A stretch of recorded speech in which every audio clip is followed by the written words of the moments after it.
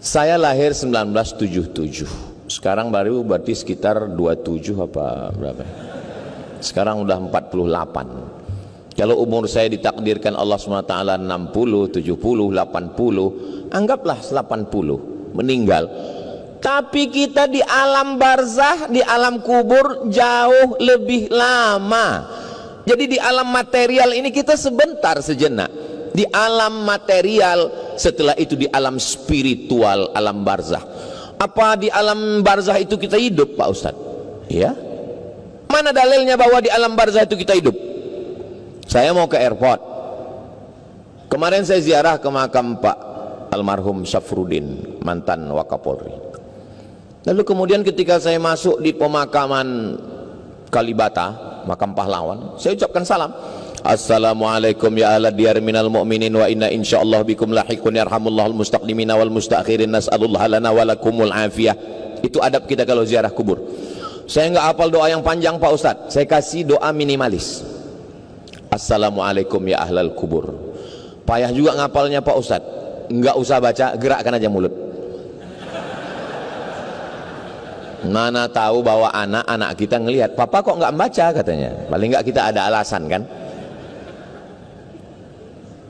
Tolong nanti menjelang Ramadan yang ada tradisi ziarah kubur, itu lihat pamflet, baleho, banyak yang tempat itu enggak ada tata cara adab. Tolong print kan, buatkan baleho setengah seperempat ini adab-adab ziarah kubur, mengucapkan salam, kirim Al-Fatihah, panjang waktu baca Yasin. Karena ini kalau tidak dijelaskan, banyak orang sampai ke makam ambil handphone, selfie, update status, pulang.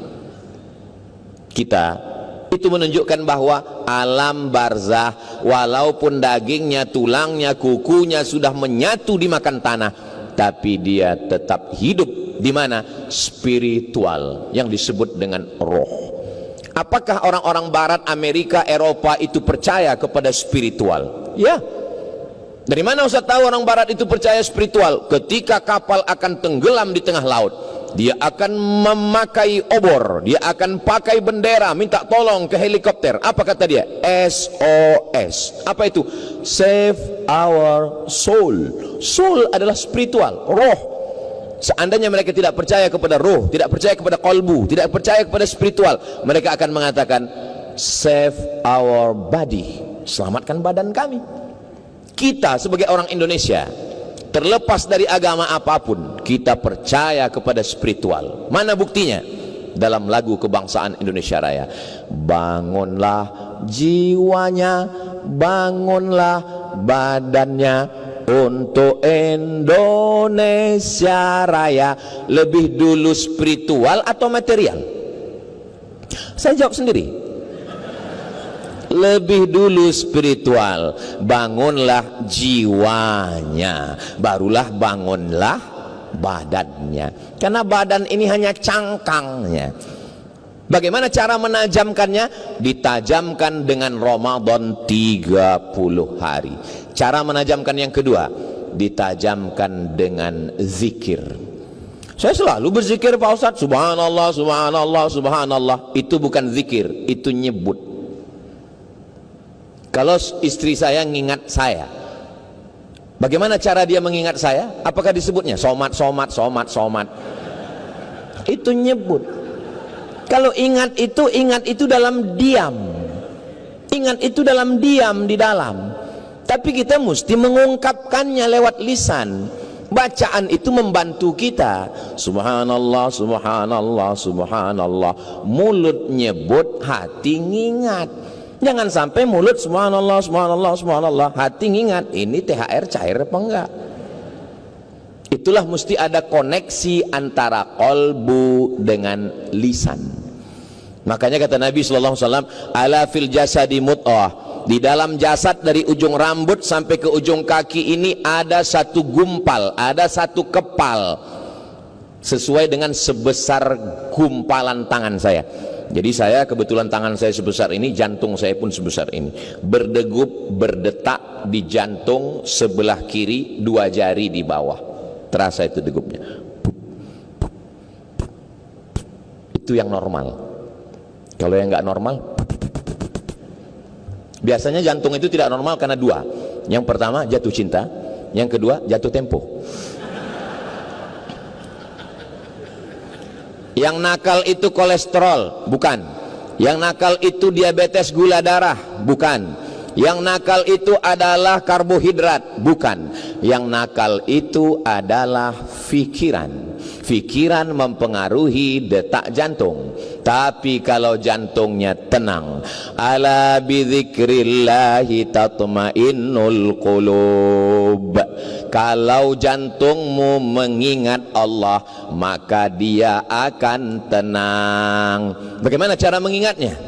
Bangun tengah malam, matikan TV, matikan kipas, matikan handphone, matikan semua, duduk dengan tenang, terdengar suara jantung.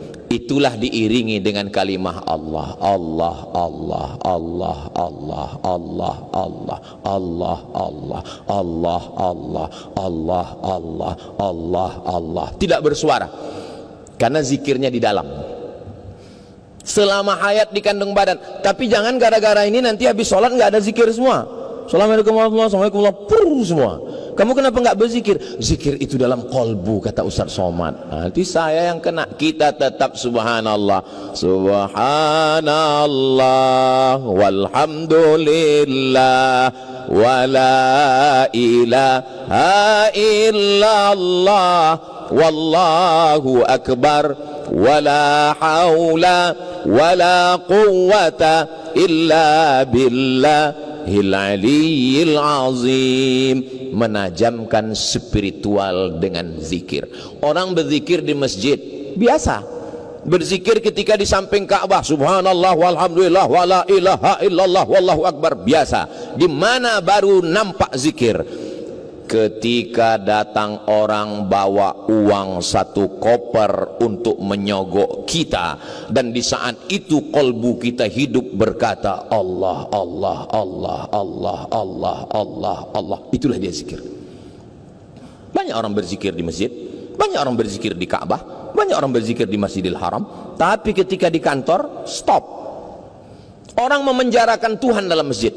Dipenjarakannya Tuhan dalam masjid, dikunjunginya 1 hari 5 kali. Syukur, masih ada yang mengunjunginya setahun sekali, hari raya Idul Adha, sambil bawa kupon ngambil daging kurban. Kapan ketika membuktikan zikir? Ketika tiba-tiba masuk WhatsApp, WA, hai sayang, ini nomor Ustadz Somad ya. Ketika itu dia hidup, Allah, Allah, Allah. Itulah yang disebut dengan zikir. Ustaz sudah pernah? Belum.